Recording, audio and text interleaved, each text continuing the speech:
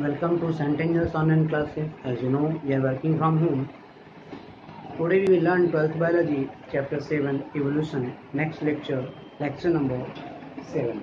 जिसमें बेटा हम लोग लास्ट क्लास में शेयर किया था अबाउट हार्डी विनबर्ग प्रिंसिपल, जिसमें बताया था कि हार्डी विनबर्ग प्रिंसिपल में क्या होता है, किसी पॉपुलेशन की टोटल एलिक फ्रिक्वेंसी कांस्टेंट रहती है, लेकिन कुछ एक्सटर्नल फैक्टर्स हैं जो हार्डी विनबर्ग प्रिंसिपल को अफेक्ट करते हैं, उन्हें मैंने शेयर किया था। उनमें से एक था बेटा जीन माइग्रेशन। क्या था बेटा? जीन माइग्रेशन, जिसमें क्या होता है, सम इंडिविजुअल जो पॉपुलेशन के होते हैं, ठीक है बेटा, जो जीन माइग्रेशन क्या होता है, वो एक प्लेस से दूसरे प्लेस पे चले जाते हैं या दूसरे वाले ऑर्गेनिज्म वहाँ पर आ जाते हैं, ऐसे को हम लोग बोलते हैं जीन माइग्रेशन। अब जब बाहर से कोई ऑर्गेनिज्म उसकी पॉपुलेशन में एंट्री करेगा, इसका मतलब उसकी पॉपुलेशन के अंदर फ्रिक्वेंसी बदल गई। ये हो गया जीन माइग्रेशन का इफेक्ट। दूसरा बात हम लोग करेंगे बेटा जेनेटिक ड्रिफ्ट का। अगर किसी भी पॉपुलेशन की फ्रिक्वेंसी में रैंडम चेंज आता है तो उसे जेनेटिक ड्रिफ्ट कहते हैं। ऐसा होने से भी उसका पॉपुलेशन अफेक्टेड होता है, ठीक है बेटा। अच्छा, अगला केस है म्यूटेशन। म्यूटेशन मैंने आपको पहले बताया था। म्यूटेशन में क्या होता है कि क्रोमोसोमल या पॉइंट म्यूटेशन होने से भी एलेलिक फ्रीक्वेंसी क्या होती है, अल्टर हो जाती है। अगला केस है बेटा रिकॉम्बिनेशन। और जब नए कैरेक्टर्स बनते हैं, मैंने बता रखा है क्रॉसिंग ओवर होगा तो मियोसिस में एक क्रॉसिंग ओवर का फेज आता है, इसमें नए कैरेक्टर्स क्या होते हैं, जीन्स कंबाइन होती है, ऐसे ऐसे नए कैरेक्टर बन जाते हैं। तो यहाँ पर भी एलेलिक फ्रीक्वेंसी क्या रहेगा, अल्टर हो जाएगा। अगला इफेक्ट है बेटा नेचुरल सिलेक्शन का। मैंने बताया था नेचुरल सिलेक्शन भी किसी भी जगह पर एलील की फ्रीक्वेंसी को चेंज करता है। शेयर किया था हमने आपसे, क्या शेयर किया था, नेचुरल सिलेक्शन। नेचुरल सिलेक्शन जो कि मैं बता रहा हूं, ये फैक्टर्स है अफेक्टिंग हार्डी विनबर्ग प्रिंसिपल में हमने पढ़ा gene migration, genetic drift, recombination. अब हम पढ़ेंगे नेचुरल सिलेक्शन।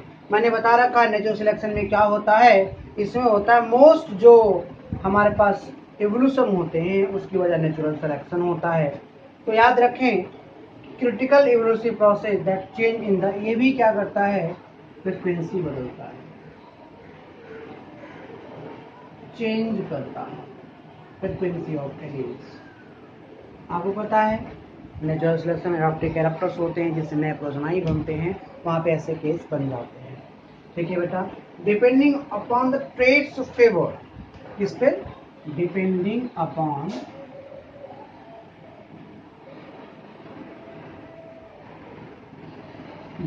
ट्रेट्स फेवर, ठीक है बेटा। Natural selection can produce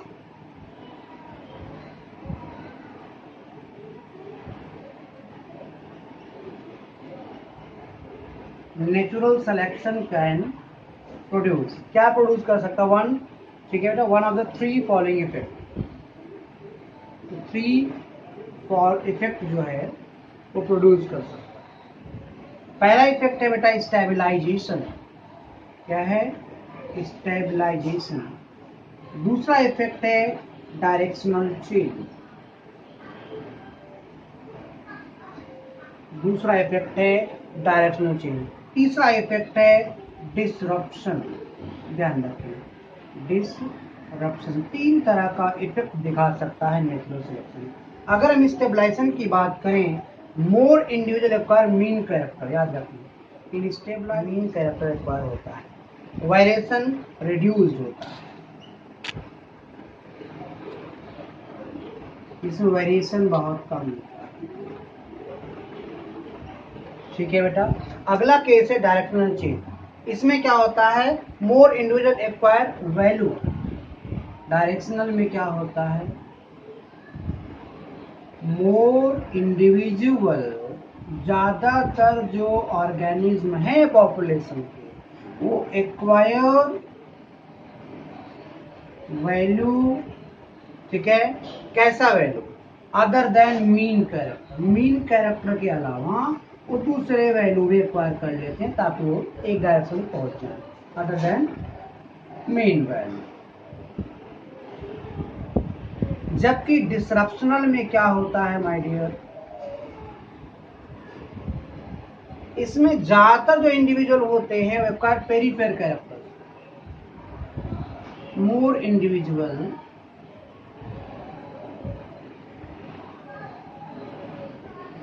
acquire peripheral characters, surrounding characters उनके साथ हो जाते हैं, उन्हें बीच वाले की जरूरत नहीं पड़ती, तब भी वो सरवाइव कर जाते हैं। ये डिसरप्शनल होता है। तो मतलब ये हमने बताया कि नेचुरल सिलेक्शन से भी क्या होता है, चेंज होता है, एलील फ्रीक्वेंसी बदलती है। अगर ज्यादातर ऑर्गेनिज्म एक ही मीन कैरेक्टर की तरफ डिपेंड करने लगेंगे, उन्हें स्टेबलाइजेशन बोलेंगे। अगर वो मीन कैरेक्टर के अलावा दूसरे वैल्यू डिपेंड करने में डायरेक्शनल कहा जाएगा। डिसरप्शन में क्या होता है, मीन कैरेक्टर जरूरत नहीं होती, वो पेरीफेरल कैरेक्टर डिपेंड करने लगते हैं। अगर हम इसके डायग्राम की बात करें, डायग्राम ऐसे समझ लो कि हमारे पास शुरू केस में क्या है बेटा, एक डायग्राम में बना रहा हूँ, ध्यान से देखिए डायग्राम में क्या है। यहाँ पर ये एक ग्राफ बना रहा हूँ मैं, ये number of the individual with phenotype, x जो वाई एक्सिस है ये रिप्रेजेंट करता है number of individual with phenotype, मतलब ऑब्जर्वेबल कैरेक्टर जो होता है वो वाई एक्सिस है, ठीक है बेटा। यहाँ पर आप इस तरीके से शुरू में पॉपुलेशन होता है, ये मीन कैरेक्टर वैल्यू है, ठीक है बेटा। Medium size individual are favoured, यहाँ पर मीडियम साइज इंडिविजुअल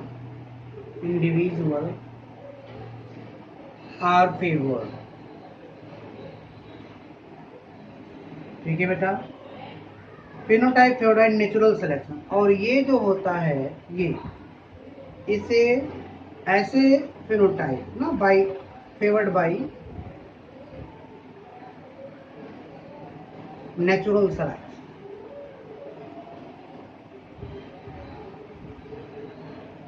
अब इसके चेंज देखिए, 3 मैंने चेंज बताया। चेंज नंबर 1, उसमें क्या होता है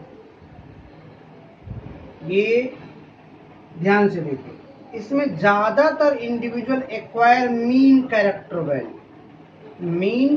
वैल्यू एक्वायर करते, ध्यान रखिए। More individual peak it's higher and narrow, यहाँ पीक जो होगा वो क्या होगा, हायर और नैरोअर होगा।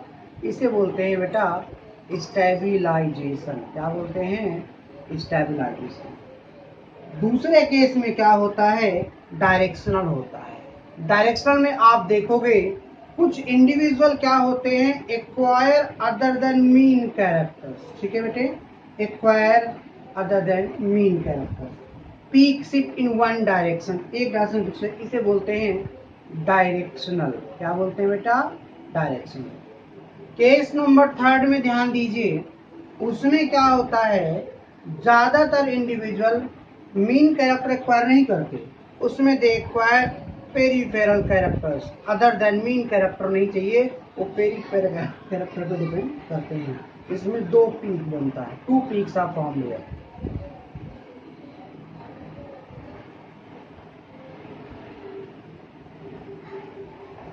ये जो बात है हमने आपसे शेयर की, ये बात थी अबाउट द हार्डी-वेइनबर्ग प्रिंसिपल्स, जिसमें हमने समझाया कौन कौन से फैक्टर अफेक्ट करते हैं।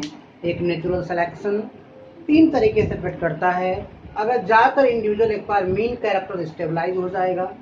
डायरेक्शन में क्या होगा कि उसमें से कुछ इंडिविजुअल ऐसे भी होंगे जो मीन कैरेक्टर के अलावा दूसरे कैरेक्टर को भी वो फेवर करेंगे, जबकि इसमें क्या होगा, इंडिविजुअल मीन पे डिपेंड नहीं करता, पेरिफेरल कैरेक्टर्स उसके पास होते हैं जिस अकॉर्डिंग वो सर्वाइव कर जाता है। अब हम बात करेंगे बेटा evolution of plant and animals.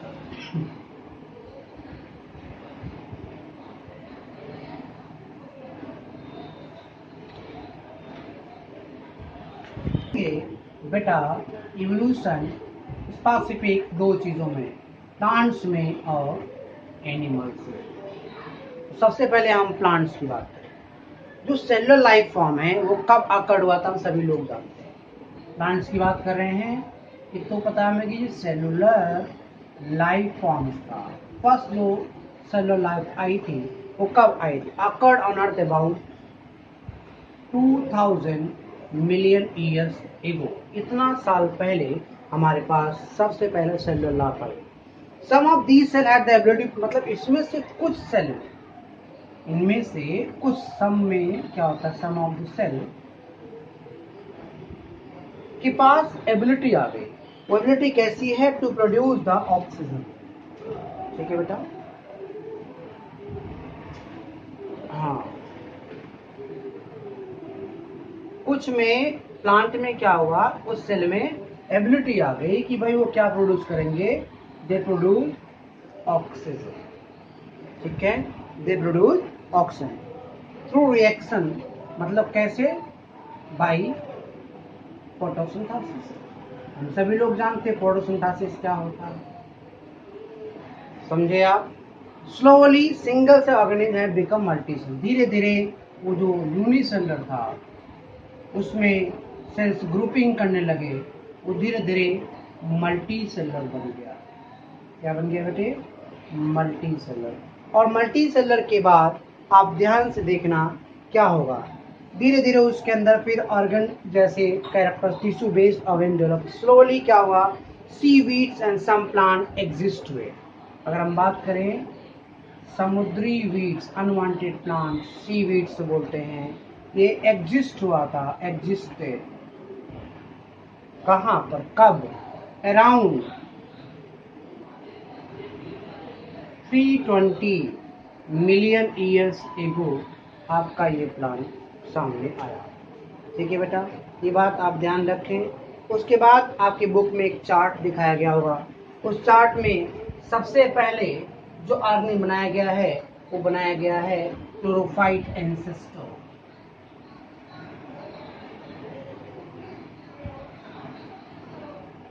ठीक है, यहाँ पर कुछ एरा बनाए गए हैं। एरा ध्यान से देखिए, एक एरा इसमें होता है जिसे पैलोजाइक बोला जाता है। क्या बोला बेटा? पैलोजाइक एरा। यहाँ बनाता हूँ पैलियोजोइक एरा। ठीक है, इस एरा में 3 हिस्से होते हैं, 4 मान लो। पर्मियन, ठीक है, दूसरा है कार्बोनिफेरस, ठीक है, और तीसरा है डेवोनियन, ठीक है, फिर है सिल्वरियन। राइट बेटा, दिस अबाउट द पैलोजाइक। उसके बाद आता है मीसोजाइक। मीसोजाइक एरा में 3 स्पेसिफिक होते हैं जिन्हें हम बोलते हैं, एक को बोलेंगे बेटा क्या, क्रिटेशियस, जुरासिक एंड जुरासिक। क्या बोलोगे? पहले बना दो ट्रायसिक बना, ठीक है, फिर ट्रायसिक बना दिया, उसके बाद जुरासिक दूसरा एरा है। ठीक है, जुरासिक के बाद क्रिटेशियस है। ठीक है, ये जो एरा है ये मीसोजाइक के बीच में। फिर आता है बेटा, उससे बोलते हैं हम लोग सिनोजाइक। क्या बोलते हैं बेटे?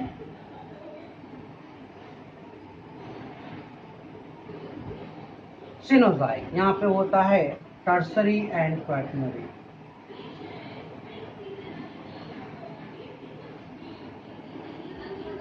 ठीक है, अलग अलग टाइम पे अलग अलग तरह के प्लांट एग्जिस्ट हुए थे।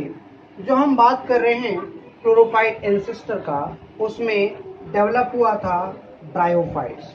क्या होता है बेटा आपका? ब्रायोफाइट्स। और वो ब्रायोफाइट्स नेक्स्ट लेक्चर बेटा इसमें और डिटेल हम पढ़ेंगे नेक्स्ट क्लास में। ओके।